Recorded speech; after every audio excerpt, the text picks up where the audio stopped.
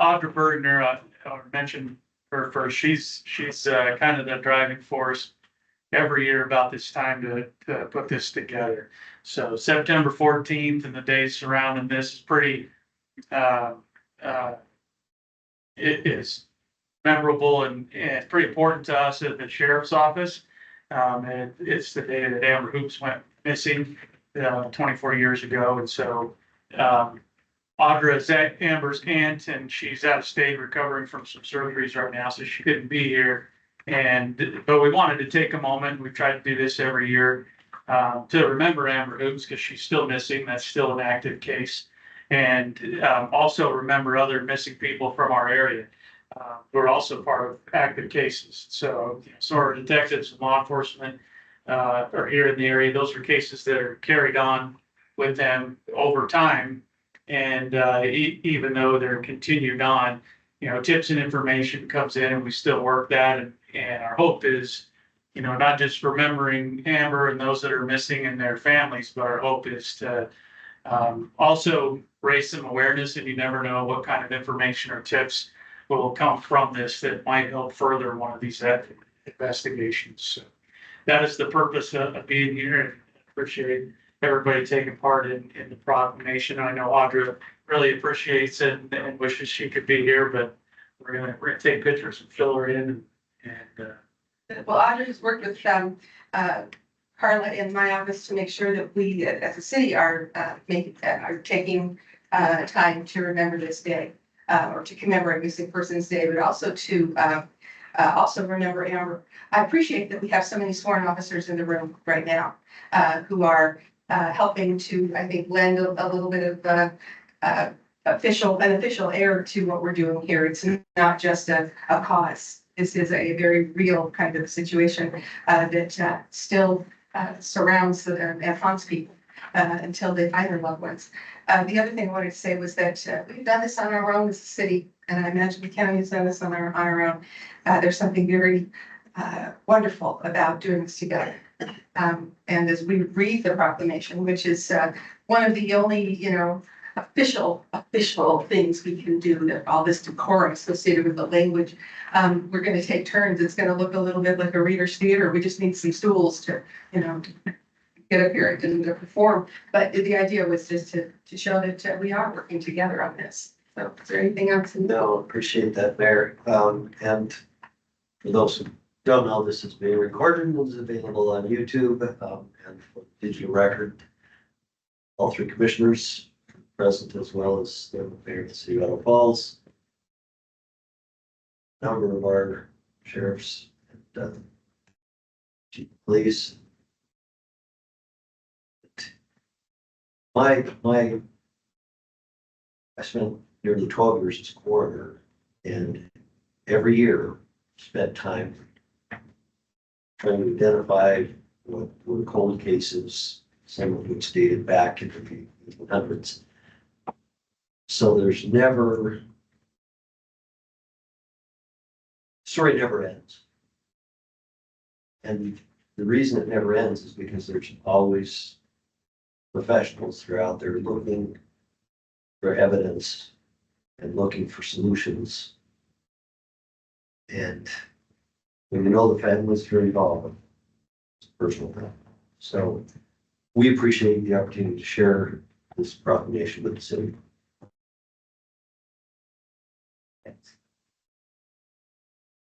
Whereas September 14th, 2025 marks the 24th year since Bonneville County resident Amber Hoops was reported as missing, and whereas the federal government logged more than 800,000 missing persons reports across the United States in the year 2021 or 2001, the year of Amber Hoops' abduction.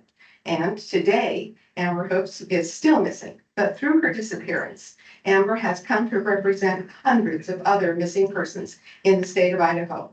And according to Idaho State Police, Idaho today has 80 missing adults at any one time, which is 44% of Idaho's total missing. And nationally, approximately 47,842 missing adults are listed in the National Crime Information Center database. And according to an Idaho Missing Persons Clearinghouse report, at the end of 2024, there were 185 active missing person cases in Idaho. And all missing persons deserve to be searched for regardless of their age. Whereas programs like Kid Smarts, repositories like Name Us, organizations such as the Idaho Missing Persons Clearinghouse, and nonprofits like Project Jason, New York-based Center for Hope Incorporated, and the Carol Son Carrington Memorial Reward Foundation were founded to educate the public to prevent further abductions as a resource for law enforcement and provide assistance to the families of missing persons. And Citizens and media need to be aware of the plight of missing persons in their communities as well as nationally. And whereas it is important to acknowledge the efforts of law enforcement agencies and concerned citizens committed to helping locate missing persons and offer support to the families of those missing. And Bonneville County and the City of Idaho Falls are committed to the safety and well-being of all citizens, both children and adults. Now, therefore, I, Rebecca Casper, Mayor of the City of Idaho Falls, do hereby proclaim September 14th, 2025 as. And now therefore, we, Karl Casperson, Michelle Mallard, and John Walker, Commissioners of Bonneville County, do hereby proclaim September 14th, 2025 as Missing Persons Day in Bonneville County and in the City of Idaho Falls, and encourage all citizens to take note and observe an observance and the recognition of those who are still missing from our area, and to commit to swift action when a missing person alert is sent out. With that, we're gonna sign the proclamation. It will be official. One thought I had would be to perhaps ask some of the sworn folks in the room to share with us what should be done when, first, let's dispel the 24-hour rule that you get in the news. You really only want to wait about 24 seconds, right? Chief, will you just talk about how important timing is?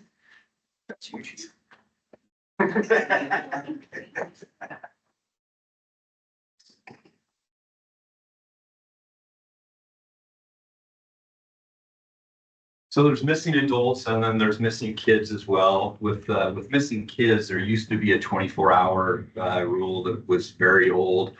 That's gone away a long time ago. I forget the name of the law that the federal government passed law that said you cannot wait 24 hours. They've done a lot of research. The FBI did a lot of research, and really you've got about 45 minutes to an hour to really, if someone is truly abducted, to try to do what we would call a live recovery of that individual. There's always anomalies. Many years ago, I was worked in Salt Lake City, and there was a big abduction case, a smart case, and she was recovered almost a year later. So there's not just one way it happens, but the statistics show that with kids, you really need to be out immediately, and be out immediately with a lot of people look for them, and not wait really even 5 minutes because you're looking for the kids. With the adults, we're always looking for the adults. They're sometimes a little bit harder because adults have a right sometimes to go somewhere and not talk to anyone. And every now and again, family members will call and say, "Hey, I don't know where my loved one is." And we'll hunt for them and find them. And they say, "Yeah, I didn't really want to talk to my loved one." And so with the adults, it's you kind of have to you approach them all as if they were something that we have to work very hard to try to solve. But sometimes adults want to be missing, sometimes they don't. So you got to work all of them and see what bucket they're in. But there is no need to ever wait to report it, because the quicker we can get working on it, the better. And I will defer to my Bonneville County deputy friends that might want to chime in with that, since this is their home.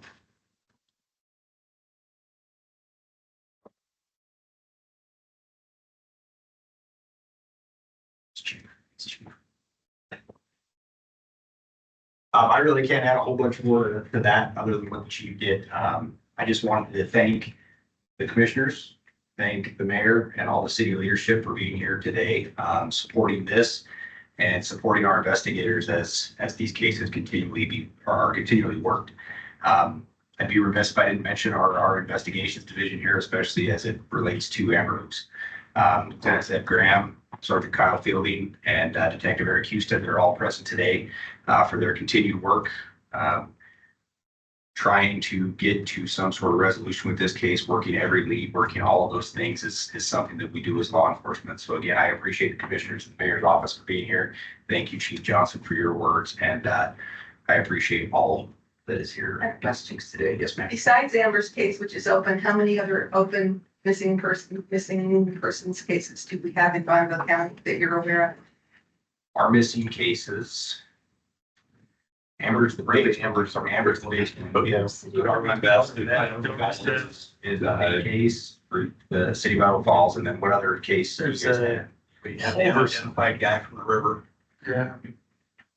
Or Unidentified remains. There's a Holverson case. He's actually Jefferson County's case, but he's from Bonneville County. And then we did have a young girl who was voluntarily, she joined some folks that she shouldn't have joined up with not too long ago.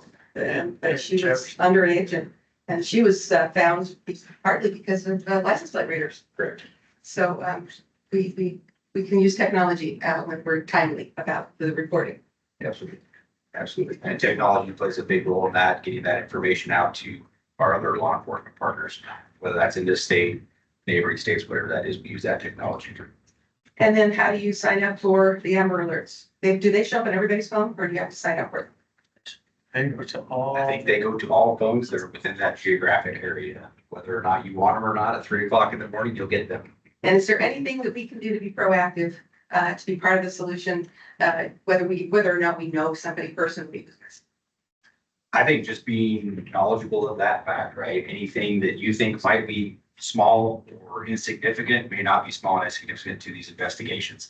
So anything that you have as far as information may be beneficial, it might not have been shared, even though you thought it might have been shared. So anything that you can give towards these investigations is something that we will always take and look at as best we can. Thanks. Thank you. I think it's really important for we as a society to understand that prevention is really the first and most important step in preventing these kinds of crimes. And that is really as simple as when we teach our kids at school. If you see something, say something. Don't wait. Thank you all for being here.